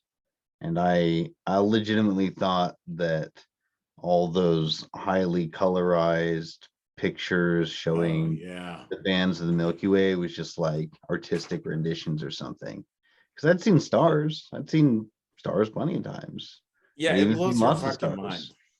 But yeah, no, I mean, the sublime, the animated universe makes itself known to you in those experiences in a way that's unavoidable, and I think that's dangerous to a capitalist imagination. Yeah, I imagine like the type of consciousness. The first time I was fortunate enough to like see from like high desert sky early on in my childhood, and elsewhere, but it makes me think like the type of consciousness that provokes Mhm. to every night see the sky like that, and not just stars, like covered Right. and these patterns and like dimensions, and of course then having the privilege of seeing like the northern lights um in the Arctic Circle, like in them, just very intense. Like it really does something to you. It does. Yeah, you feel insignificant, and then you're like, well, I better go to work and make. Yeah. You I know. think one of the ones for me was standing at Anantara in northern Thailand on one of the little hills there, or smaller mountains, looking out over Burma. And Burma doesn't have a lot of lights on at night, and being able to see, like, the moon was out, so you can see there's a lot of land that I'm looking at. I can see, not to the Bay of Bengal, but really darn far, and there's no Yeah. lights on. And like, that's something that if you're at a high enough vantage point in the US, it doesn't exist. If you're in Europe, it just doesn't exist. No, So, no, yeah. yeah. So there's always one. I do like the line. I also had that line from Parinetto underlined, but specifically about What page the are you? flight, 177. The flight, the travel, and an important element of the charges against the witches should be interpreted as an attack on the mobility of the immigrant and itinerant workers, a new phenomenon reflected in the fear of the vagabonds that much preoccupies the authorities in this period. And the reason I think that's important is because, as she's historicizing this, she's talking about this emerging social order that will come to call capitalism, is like constantly struggling with either too little or too much labor, either through artificial restrictions or like literal scarcity in the case of the plagues. And as it keeps answering, it's continuously overcorrecting, right? In the scarcity of workers created by the plagues, her claim is that the central answer was to delegitimize women's control over their own reproduction, such that many people were born, and that made too many people, and there was not nearly enough of what will become the modern nation state. There's not nearly enough of those structures in place to keep those people employed and not a mob waiting to foment, which just turns into different forms of policing, workhouses, work roles, poor laws, and more mobile workforces, which the mobile workforce is the answer that capitalism has settled on, but it also needs to demonize it at the same time. It has to bring that mobility in, or it has to bring this workforce in, but subordinate them to a particular class of labor at the same time. Yeah, they have to stay precarious enough so that they don't become immobile immobile migrants and live in the new place. You need that. At least you need some other kind of people to come in and replace them and keep this kind of a steady flow. Right. Yeah, Marx has a chapter on this, of course, in Capital, the reserved army of unemployed. And then I used to, the other function is to remind the actual workers, like you always say, Mark, it's like this for people to see the possibility of like, hey, you can even like not be able to work at KFC, right? Right. Which then you can't pay your monthly Xbox Live subscription, and like the only joy out of your life will be gone, and you'll be like the unemployed people. Right. But also the unemployed can't go anywhere. Like they got to be around. They got to be able to be funneled in. Right. No, I mean, this is why for those who have ever tried to apply for disability, it's so goddamn disheartening because you can't start the process unless you have less than $2,000 in assets, and you can't make enough money. And so $2,000 doesn't actually pay rent anywhere for the amount of time that it takes you to apply for disability.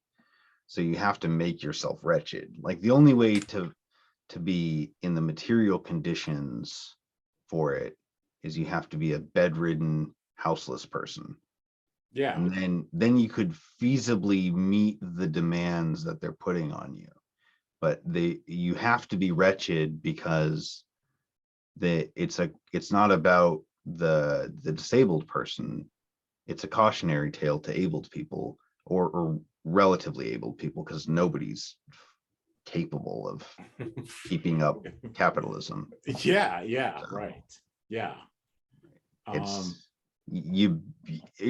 it really hurt that bad to where you want to lose your house and your health and your sanity and your friendships and your partnerships and your self-respect? Well, then go ahead, I guess. We'll now employ you for bargain wages as a cautionary tale to everyone else. Yeah, and I think underlying it is this kind of sense of you've been punished by God or something, and we're going to punish you further. And if you want us to help you, you have to prostrate yourself enough and kind of lie in the dirt and mud, and then we'll give you some. Yeah, that's the superstructure based interaction there, right? Oh yeah, I mean, you just have to, that presentation of you like that, and I think like that part's got to be like deliberately systematic. I mean, especially in the United States, like the poor and the disabled, which is kind of everyone to some degree. But but can you come down here in person and be humiliated, and then have the mark? And I just remember specifically in at PALS, there were a lot of old heads from the Union times of good pals or whatever, if there was such a thing. But all of these people had carpal tunnel in their arms. If you go to PALS to this day, you see everyone wearing the things from moving these heavy books all the time, and doing a repetition. So everyone would get disabled at some point. Right. And the thing was like, oh, we'll keep you, but we're gonna like make you do like the most. First of all, you have to do these forms and things, and you have to do this and that and examination. But then we gotta, have you do child work in public, right? Or like things that like your other workers are not doing. Right. It's kind of like a Walmart greeter type of thing, right? Right. You have to be embarrassed in front of your other workers while simultaneously being an advertising campaign for your business that says, look how kind they are. They employ me even though my best use is as dog food. Right. Pretty much. Yeah. And the thing is like we did this to you. Like you didn't come here like this. It's almost like they're waving a warning, like to people coming in applying for jobs. This is the fate that's going to be. Yeah, but what's amazing is like that person is still doing more work than dear daughter of the owner who received that place.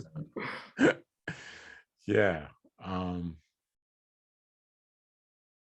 Yeah. Anyways, not even doing more work, doing a better service to society. I like being greeted by someone that's more helpful to me than whatever the CEO. And someone owning the books instead of me being able to have my room made out of books that I won't read. Right. Like I'm very good at making sure that I slowly chew through my pile of books at roughly the same rate I add them. They come in gluts and waves and whatnot. But what I really want is for my box springs to be replaced by books that I won't read. And the daughter of Powell's is stopping that from happening. So yeah, that would be fucking fantastic. And God knows how many times I've gone in and out of from there. But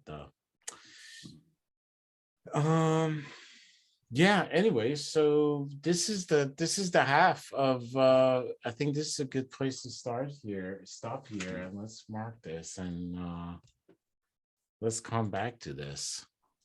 Okay. Okay. Sean, anything you want to pitch? But what I'm reading, or Yeah. oh yeah, I'm still reading the Osanlu's forgiveness work. Yeah, so I don't have anything new. Am I? No, yeah, I'm keeping it simple. Yeah. Okay. James? I know, James, you were talking about some stuff. Yeah, I went to the I anarchist. didn't record those, so if you want to reintroduce them. I don't want to go through all of them, but this one I read recently, A Country of Ghosts by Margaret Killjoy. Nice. Fiction. Really cool, kind of a fantasy tale, and there's this anarchist country that's under attack from a kind of feudal country, and it's just like explores what a society like that would do in the face of war. And fiction, point out this one, Anarchism and Education by Judith Sousa. Really interesting exploration of anarchist theory and also the philosophy of education and bringing them together. Nice. I am doing that thing where I'm reading like too many books simultaneously, so I'm crawling through them. But I don't have any new books. I do, however, have something I want to recommend that's also from Margaret Killjoy. And that's the podcast, something like Cool People in History Doing Cool Things, something like that. I've heard her talk about it. Yeah, it's real good. It's funny. And I just finished listening to the one about the French Commune earlier today. What is this podcast called? Let me check and make sure I don't repeat it wrong the second time. Look at Margaret Killjoy, will come up. It is Cool People Who Did Cool Things. And that's in the same network as the Cool stuff. podcast. Sorry. That's the same network as the podcast I talked about, Behind the Bastards. Mhm. Cool. Oh, okay. They're all together. Awesome. Cool. All right, folks. The recent episodes, I think you'd find this one interesting, Sean, is Russian nihilists, the gender bending subculture. Oh, nice. And before that, Cool. gay resistance to Nazis, the Paris Commune, and how the South won the Civil War for the North. I just The saw Russian nihilists weren't nihilists. It was just the old people were like, they believe in nothing that. because they like to be weirdos or whatever. It's really interesting, and Nietzsche talks about that a lot. He was very worried about this nihilist movement from Russia, which is really weird. When I did this research project, there was this sense of with this kind of Russian jurists, there is this idea of like this, like there is during the kind of the Romanovs, like there's like multitudes of schools of law that are being applied around. Like peasants have their own laws, and then the city kind of has their own law, but there's no law because the like superseding law, because of course there can't be anything that is above the Romanov. Like there is no law dictating how they do, even though there's customs and mores, especially in relation to the Germans and stuff like that. Sure. But, so these kind of Marxist juries come up, and they're all like this idea of like withering away of law, that it's like, okay, so there is this kind of dominating system of law that is going to develop with capitalism based on private property, but it's going to wither away as soon as we get rid of capitalism itself. And kind of where nihilism come into this is that like there's this very not much concern that these regimes are going to stay. So I thought that was very interesting. So I'm definitely want to check out that episode, see if I can kind of grab more insight out of that. It's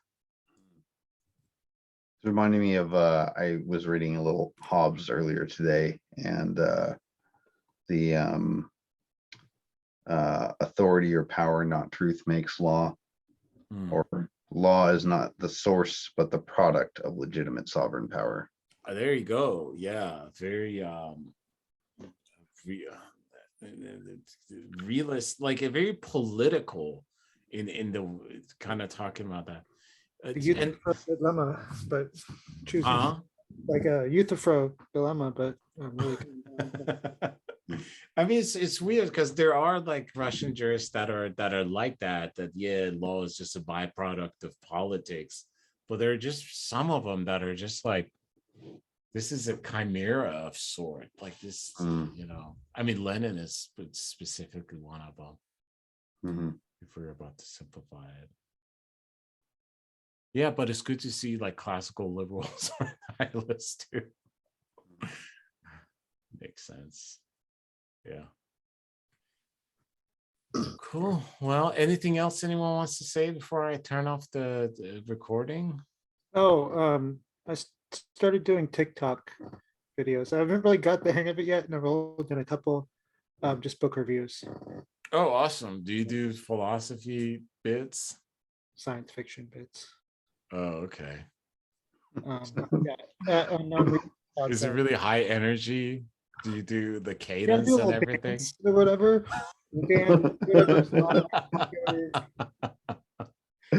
Oh man, when I first started doing TikTok videos, I kept having this thing where because I was singing, like doing TikTok duets, kept having this thing where like, because it basically only works if you use wired headphones, and so the phone's not that far away, and I kept like recording like that. Like, oh god, I finally like managed to get the song right and record it, and then I look at the video, I'm like, holy shit, not again. So tooth videos.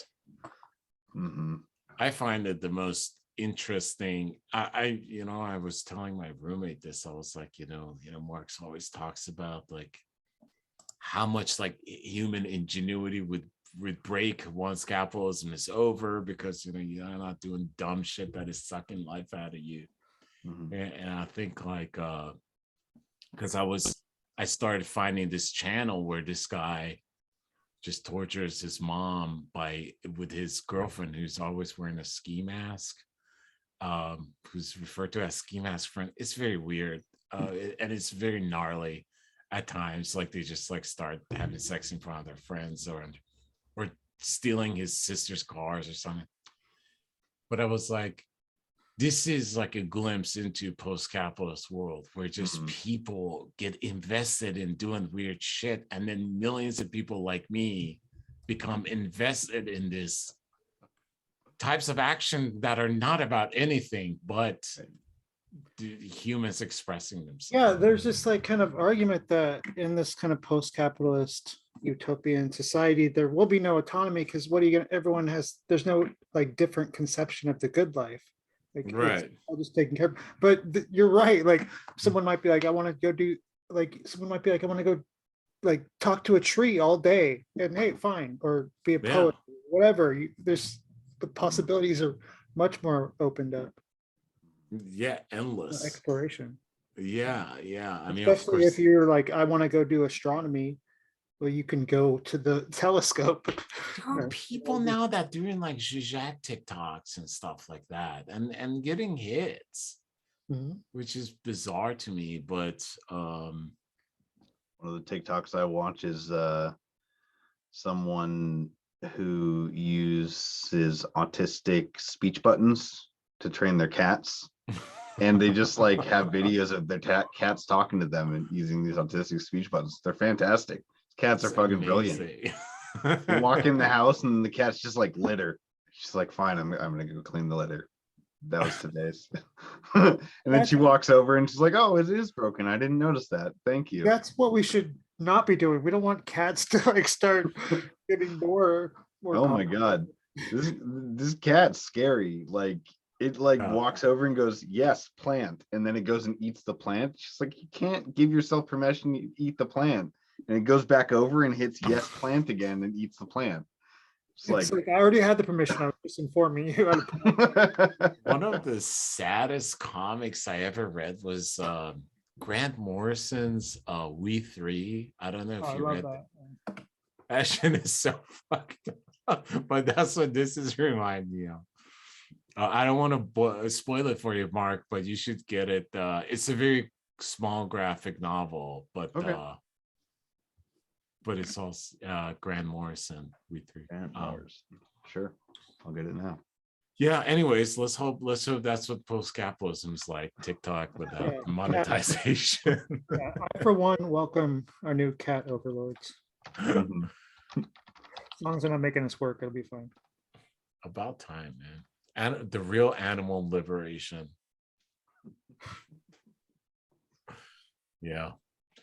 Awesome, folks. All right. Well, thank you so much. Let's do this next week. Yep. All right. Good night. All right.